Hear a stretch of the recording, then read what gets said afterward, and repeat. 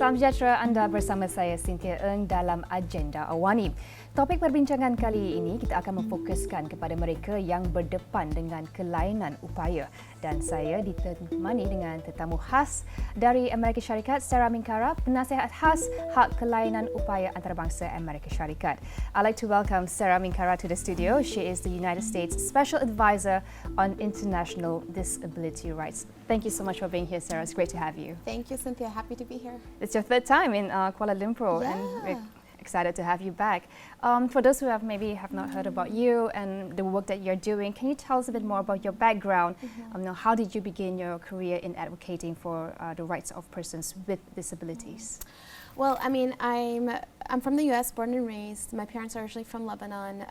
A big part of my story began when I was 7 years old, and I lost my sight. I became blind at age 7.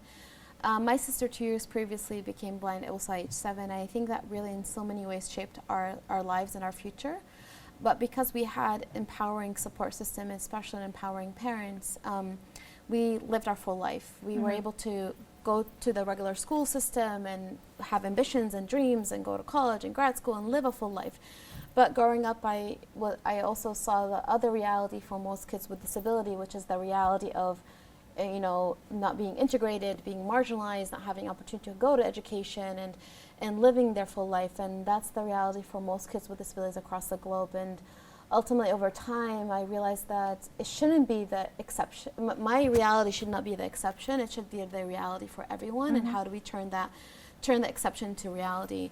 So ultimately, even though I majored in math and economics in undergrad, I founded a nonprofit focusing on disability inclusion. And that kind of started my advocacy work and my work around disability inclusion and empowerment. All right. I do want to take your point about, or whatever you're facing or your situation, it shouldn't be an exception, right? And that's what I want to talk about. I mean, the concept of ableism, no prejudice against people with disabilities. I mean, if you look at it globally, people with disabilities is about 15%, making up 15% of global population, and represents the largest marginalized group in the world. Despite this large population, it is still one of the most common forms of prejudice. And why do you think so, Sara? Well, I mean, that's a really good question. And I always ask everyone whenever we're having a conversation around that. Disability in so many ways touches all of us, whether we have a disability, 15%, whether we have a family member with a disability, whether we have a friend or a neighbor with a disability, and whether also as we get older, in so many ways we gain disabilities, right? Yeah, disability touches all of us in so many ways. But why is it always left behind? Why are we not seen? Why are we not included? And it's because there's still that narrative of seeing disability from a point of we need to fix them, or they're burdened, or they're suffering, or they're struggling, or they're less than, or they're incapable, they need help. That narrative is still embedded within society and how we see disability. Until we change that narrative, until we get society to move from a charity lens and the pity lens when it comes to disability to a value-based lens. And what I mean by value-based, I mean that we say to society, society says, we're not tapping into the value and the contribution of 15% of our population. That's a cost on us, that's a loss on us. Until we get to that point, we're gonna still see persons with disabilities being marginalized, left behind, and not seen. Now let's talk about that then. Speaking about disability rights movement, there's a long history in the United States, and we talk about safety net and support system from the public and private sector. I mean, we can take some very good examples from the US. Where would you say that the US is at right now in championing disability rights, and what can we learn from that? Well, first, disability rights, it's a movement and it's a journey. I think we still have work to move forward towards. Right? We do have 50 years of experience when it comes to legislations and laws and policies. One of our most important is the American Disability Act, which was adopted in 1990, which gave us the right to go to school and have employment and live our lives. Right? That's an important kind of element. There's more progress to be done as we move forward. As we mentioned, it is a journey. And I think one of the things that we're still working on and continue to working on is how do we get society at large again to shift in narrative when it comes to disability. You can have all the policies and legislations in the world, but who implements the policies? It's the people. And how do we get society at large to say, we want to make sure we are including persons with disabilities? I think you brought up some really interesting points to say that at some point in our lives, maybe later on, we might face some disability. And there's a lot of conversation about that right now, aging population, and trying to create cities that are more friendly to, friendly to the aging population. But then there is also that lack of discussion about what about people with disabilities? What do you see? What kind of progress do you want to see there? I think first there's such a huge intersectionality between aging and disability, for instance. I think that ultimately this point in the sense that when we make a system, a space more inclusive, right? More inclusive for the elderly, more inclusive for disability, everyone benefits. Everyone benefits, right? And a very simple example, curb cuts for sidewalks. Yep. It's a benefit for wheelchair users, and it was initially created for that reason. But then who benefits? People with strollers, people with suitcases, so many other people. And I think when it comes to building homes and buildings from the get-go that are inclusive and accessible, we're all going to benefit. And I think that's the narrative what we need to kind of bring forward. And I always bring up this specific example. I was a math major in college, and I had classmates come up to me and say, Sara, what classes are you taking next semester? And I'd be like, why? What does that matter? And they say, well, when you're in the class, professors become better teachers because they have to explain things better, right? That concept is what we need to bring forward in society. Right. Making things accessible for disability is not an add-on or a burden. It actually benefits everyone. Okay.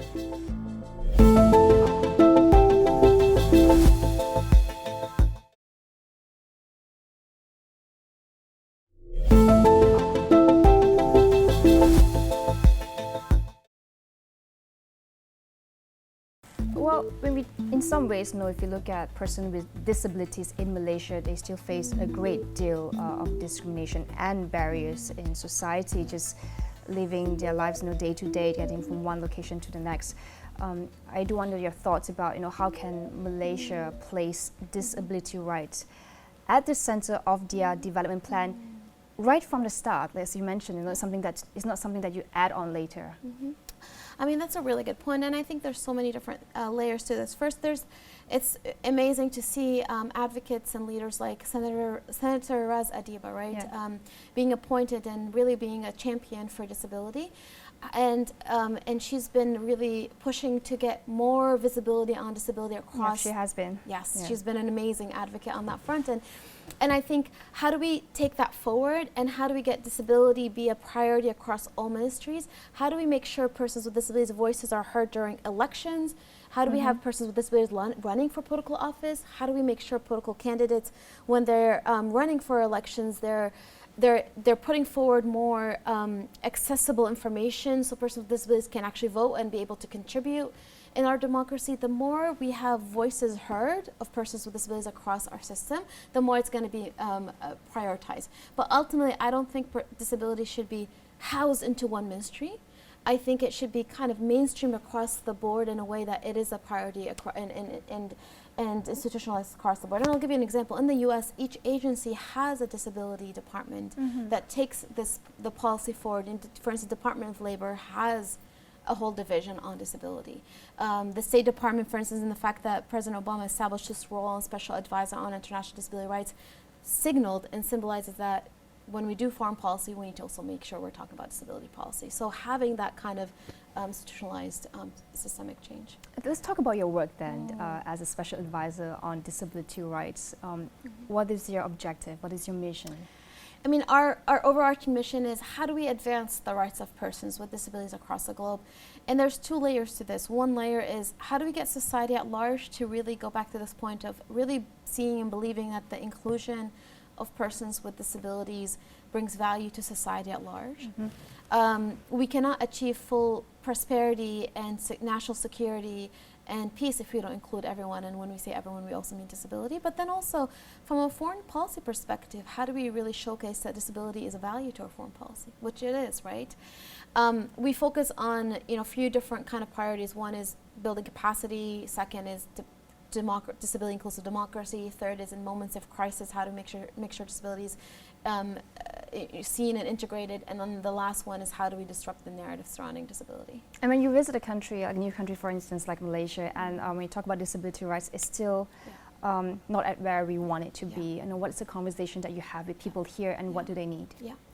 I mean, we've been having conversation on how do we ensure that upcoming elections, are more inclusive and accessible, and we've had a really great conversations around that.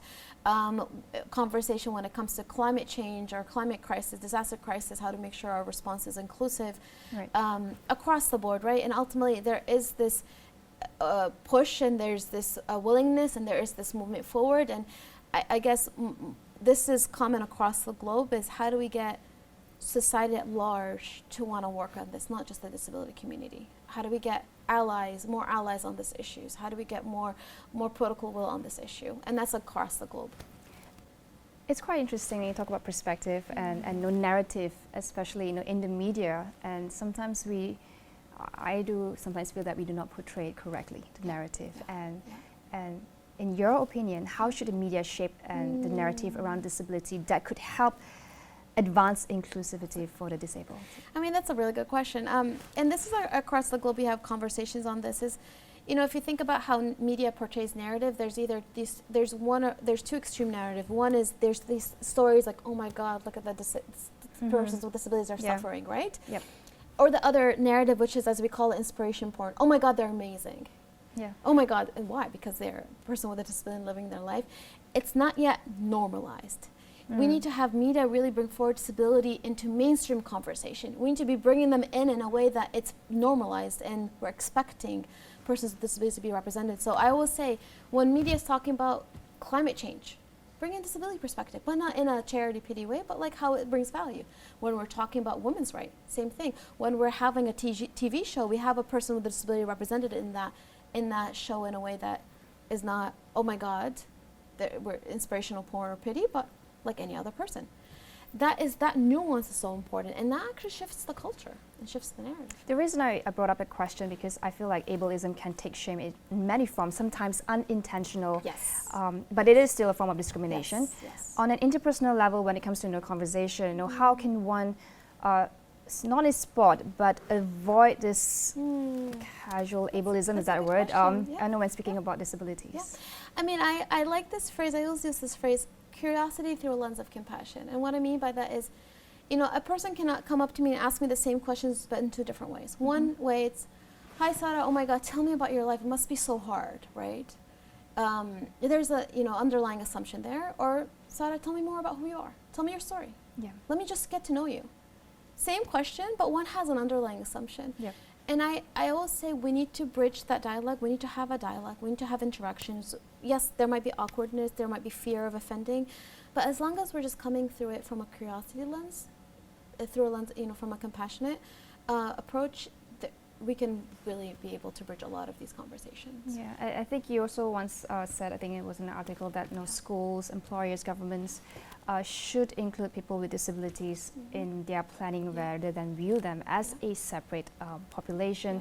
What are some of the common examples of this kind of prejudice that you face, or ableism in society that we tend to overlook, that we can actually fix?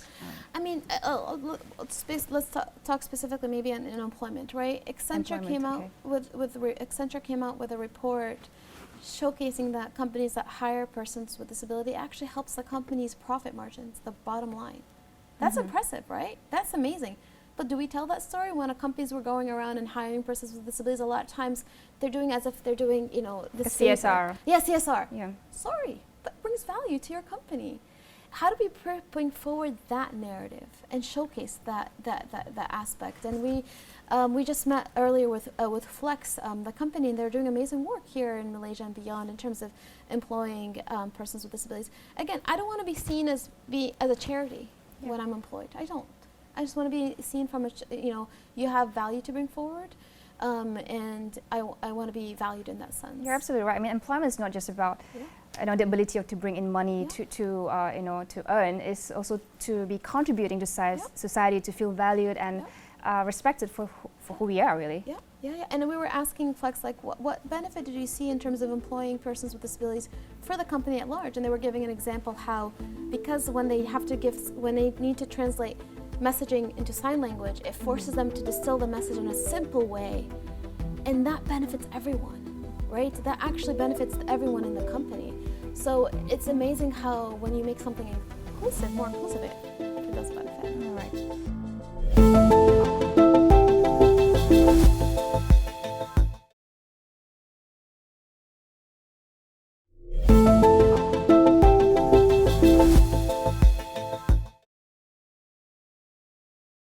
Well, but the reality is, at this point in time, work opportunities are still limited for people with disabilities. And do you agree with that? And do you think there's more that needs to be done? I mean, it's limited, and I think that a lot of countries are trying to put forward this quota law. But to be honest, quota law is not having that quota law is not enough, because you want to shift the culture. You want employers and companies to want to employ, number one, from for the right reasons. Two is, how do you then create a culture that's inclusive? Because if I enter a space and I feel like I'm not valued or included, I'm going to leave. Yeah. And third is, how do you really create a space where persons with disabilities can go up the ladder and become in leadership? A lot of times we're just fighting to get our accommodations to access, and if that's what we're doing, we're not going to be thriving in our work. What's it been done in the U.S. with regards to employment and getting persons with disabilities into employment? Yeah, I mean, there's a huge, there is laws to protect our right to be employed, and we're working, there's a lot of effort in terms of discrimination in terms of when we hire, and there's the right to get accommodations when you are employed in the system, and it's a beautiful effort to see the diversity and inclusion kind of field across the board to bring forward disability. And even President Biden put forward a huge commitment on DEIA, diversity, equity, inclusion, and accessibility. Yep. And the fact that he brought forward this kind of commitment, and now within the State Department there's a Chief Diversity Officer, the first time we have a Chief Diversity Officer that focuses on making sure that internally, inclusion is a huge element, right? So there's these kind of efforts and approaches is what really brings more of us forward.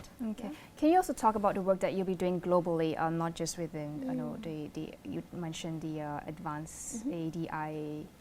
Sorry, what was it that you mentioned? International Disability Rights. International Disability Rights. And can you talk about the work that you'll be doing globally as a special advisor, and what do you hope to achieve? Yeah, so our office, covers the globe, and which is good and bad at the same time, because we can't target every single country.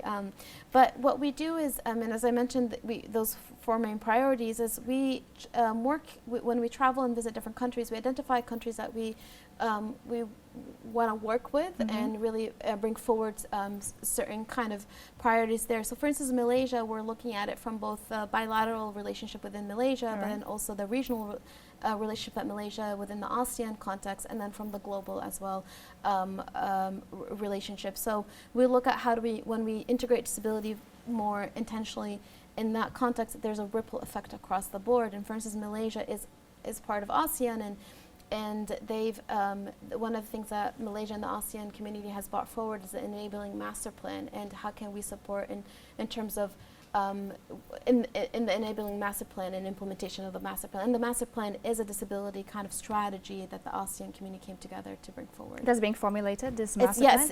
Yes, it's been developed by the ASEAN Intergovernmental Commission on Human Rights, and it's a master plan that now the ASEAN countries are taking forward for implementation, and it aligns with the UN Convention on the Rights of Persons with Disabilities. That's amazing. Yeah. Now we just have a couple of minutes left. Yes. Sarah, I do want to talk a bit about yourself. And I mean, you're such an inspiring person. Just meeting you for the past speaking to you for the past half an hour.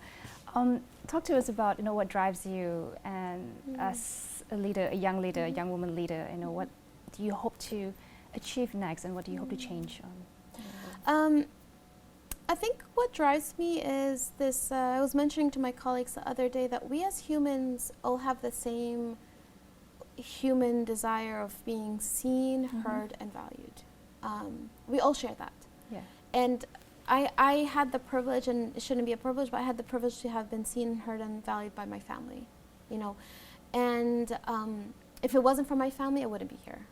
And I realize that that's not the reality for a lot of persons with disabilities across the globe, and that's what drives me. And I think for me, it's like, how do you really bring forward society to be able to see and hear and value the disability community more, and how do we actually get more attention on this and more, because we're all going to benefit from that. So whether in this role or beyond, for me, that concept of being valued is a really important concept. Right, and I did read about your personal experience going back to Lebanon and just witnessing the disparity in terms of social support and that safety net for people with disabilities. And I think certainly there's still a lot of work to be done. Yeah. I mean, there's so much work to be done, and there's so much work, you know, what's beautiful is there's, you know, the development of the UN Convention on the Rights of Persons with Disability early this century is a huge milestone from the global perspective. Now the question is, how do we really go forward and implement this convention, and how do we move forward and tap into that value? And there's so much work to be done. And I will say, for me, the one question I ask everyone to take forward is, what in any space you're in, whether we're here, whether we're in our at homes or community or in school or as employees, ask the question, is disability represented? Do we even have that representation come close to even 15%? Probably not. Why not? And how do we as individuals have the power to bring that forward?